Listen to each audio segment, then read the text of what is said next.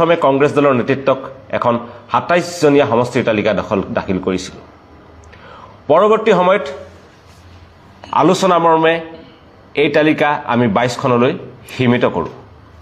কিন্তু তেতিয়াও আমাক প্ৰদেশ কংগ্ৰেছৰ নেতৃত্বই জনায় যে আমাক ২২খন আসন এৰি দিবলৈ তেখেতসকলৰ অসুবিধা হ'ব।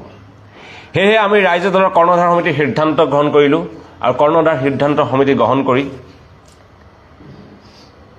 আমি ১৮জনীয়া এখন সমষ্টিৰ তালিকা তেখেতসকললৈ প্ৰেৰণ কৰোঁ আৰু তাৰ পৰা আমি ১৫টা সমষ্টি বিচাৰোঁ।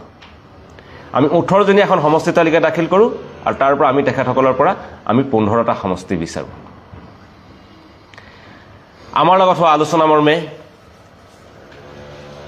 কংগ্ৰেছ দলৰ সভাপতি গৌৰৱ গগৈ ডাঙৰীয়াই জনোৱা খবৰ মতে আমি ১৯ ফেব্ৰুৱাৰী তাৰিখে কংগ্ৰেছ দলৰ ৪জন শীৰ্ষ নেতা, বিৰোধী দলপতি দেৱব্ৰত শইকীয়া ডাঙৰীয়া, সাংসদ প্ৰদ্যুৎ বৰদলৈ ডাঙৰীয়া, সাংসদ ৰকিবুল হুছেইন ডাঙৰীয়া আৰু প্ৰাক্তন প্ৰদেশ কংগ্ৰেছৰ সভাপতি ৰিপুণ বৰা ডাঙৰীয়াৰ লগত ৰাইজৰ দলৰ নেতৃত্বৰ এক বৈঠক অনুষ্ঠিত হয়। এই বৈঠকত আমি দাখিল কৰা ১৮জনীয়া যিখন তালিকাৰ পৰা আমি ১৫টা সমষ্টি বিচাৰিছিলোঁ, এই ১৮জনীয়া তালিকাৰ পৰা কেৱল ৪টা সমষ্টি আমাক পোনপটীয়াকৈ প্ৰতিদ্বন্দ্বিতা কৰাৰ বাবে তেখেতসকলে প্ৰস্তাৱ আগবঢ়ায় আৰু 4টা সমষ্টিত বন্ধুত্বমূলক প্ৰতিদ্বন্দ্বিতা কৰাৰ কাৰণে প্ৰস্তাৱ আগবঢ়ায় আৰু আমি নিবিচৰা আন 5টা সমষ্টি আমাৰ বাবে তেখেতসকলে এৰি দিয়ে।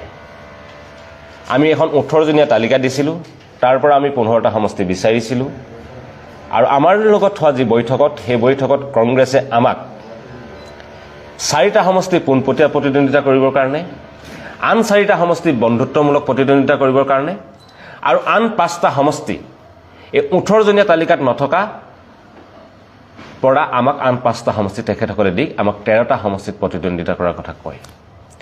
অৱশেষত আমি বিচাৰি থকা আসনৰ পৰা আৰু মাত্ৰ কেৱল এখন আসন দিলে হ'ব বুলি আমি তেখেতসকলক জনাই দিলোঁ। প্ৰথমে ২৭জনীয়া বিচাৰিছিলোঁ, ২২জনীয়া হ'ল, 15টা বিচাৰিলোঁ, 15টাৰ পৰা 4টা পোনপটীয়াকৈ দিলে, 4টা বন্ধুত্বপূৰ্ণক দিলে, 5টা আমি নিবিচৰা দিলে।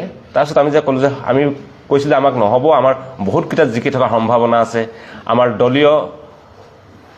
দলৰ কেইবাজনো গুৰুত্বপূৰ্ণ বিষয়ববীয়াই দীৰ্ঘদিন ধৰি নিৰ্বাচনী কুচকাচ চলাই থকা জয়ৰ সম্ভাৱনা থকা সমষ্টিবোৰ আমাক দিয়া হোৱা নাছিল, যেনেকৈ ডিমৌ, বৰচলা, দিছপুৰ, নাওবৈচা, ধেমাজি, দুলীয়াজান, এনেকুৱা ধৰণৰ বিলাক সমষ্টি দিয়া হোৱা নাছিল।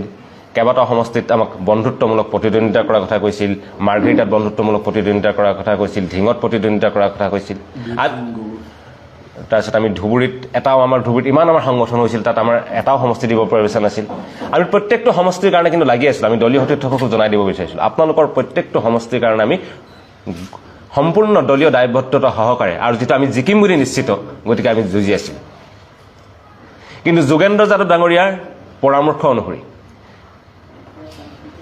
বিজেপি বিৰোধী মিত্ৰজোঁটৰ স্বাৰ্থত আমি আমাৰ প্ৰস্তাৱ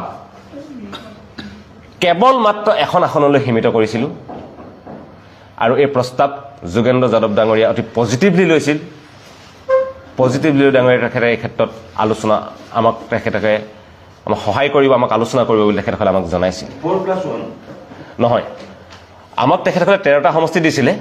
সেই 13টা সমষ্টিৰ ভিতৰত 4টা সমষ্টি পোনপটীয়াকৈ, 4টা সমষ্টি বন্ধুত্বমূলক প্ৰতিদ্বন্দ্বিতা, 5টা সমষ্টি আমাৰ তালিকাৰ বাহিৰৰ পৰা দিছিলে। আমি কৈছিলোঁ যে আমাৰ এই 13টা সমষ্টিক আমি বিচাৰি থকা আৰু এটা সমষ্টি আমাক লাগে। নহয়, 13টাৰ ভিতৰতে আমি বিচাৰি থকা আৰু এটা সমষ্টি আমাক লাগে।